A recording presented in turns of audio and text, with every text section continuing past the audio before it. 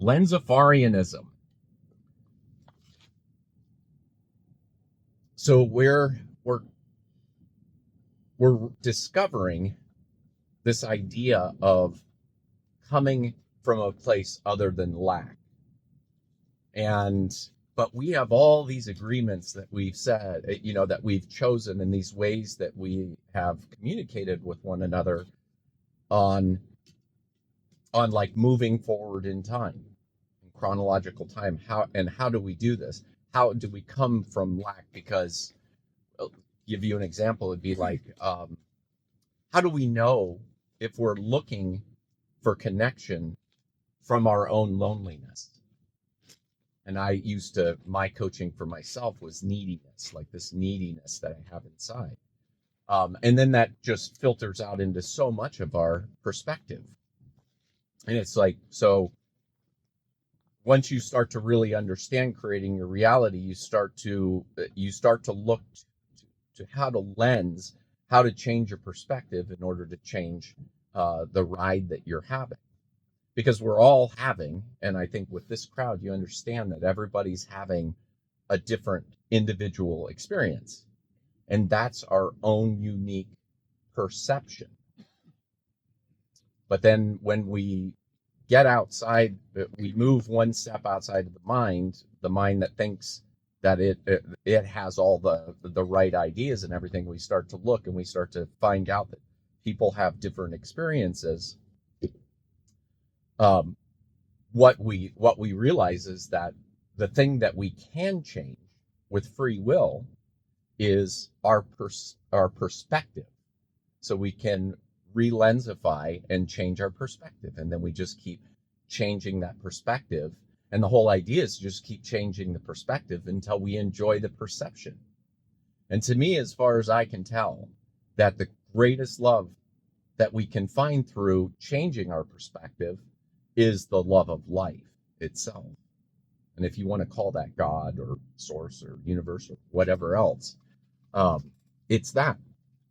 And so the idea came of looking at the beginning of the universe from a different point of view. That we talk about the Big Bang and we talk about all of these different things.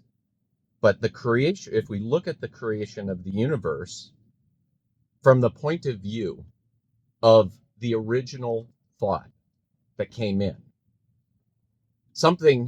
there had to be a sensation that pushed that thought into existence. And it seems real that first thought would have been a good sensation. I want to exist, because it pushed the idea that I want to exist. And then as we've been researching life together, we've realized that the thing that we're trying to move towards, but gets bent by what we can call the ego, lower self, all these other ideas, are good sensations.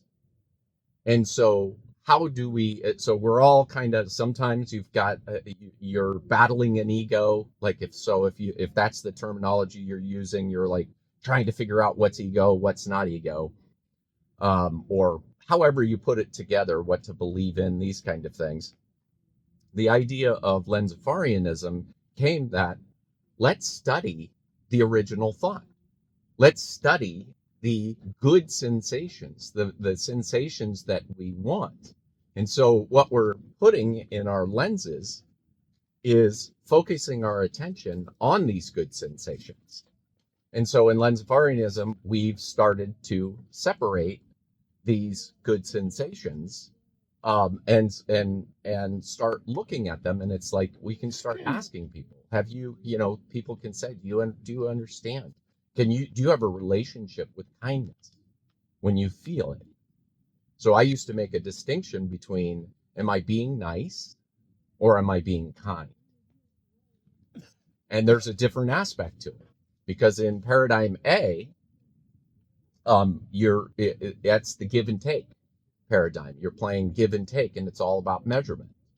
And in paradigm B, we're activators and receivers. And so we're always in flow.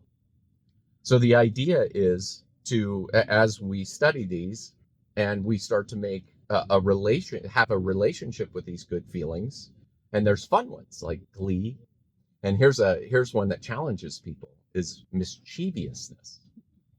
And I wish Tina was here. She had a great story about how they showed up to a family event that was like a big surprise.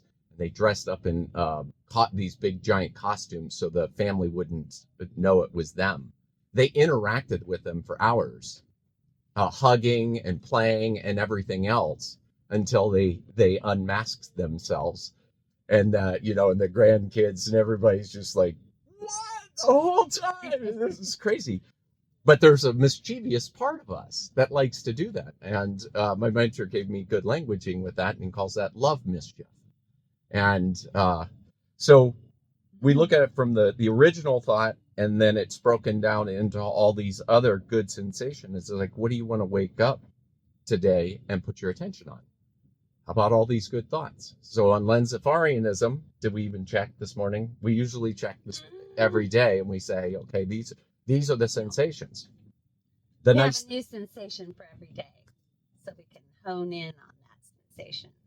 And these are the ones that we have collected ourselves through our own experiences and then interacting with other people. Lensafarianism is about expanding. It's a collaboration. It has nothing to do with the originators.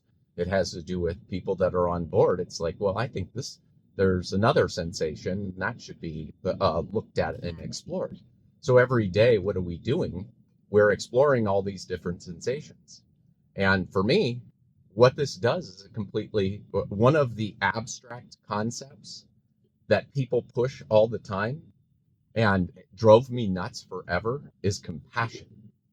I'm like, what the hell is compassion? You're saying keep having compassion. Keep having compassion. And it's like, and then you can start saying, well, am I pitying somebody? Because pitying is, a lower sensation. And we don't know. It's like, oh, but you can hold compassion. And what it came to me was, these are the passions. The good sensations are the passions.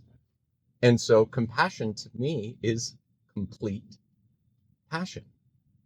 So if I'm sitting with somebody, I will hold. If somebody's going through grief, I know it's just a natural thing for me. I experience joy.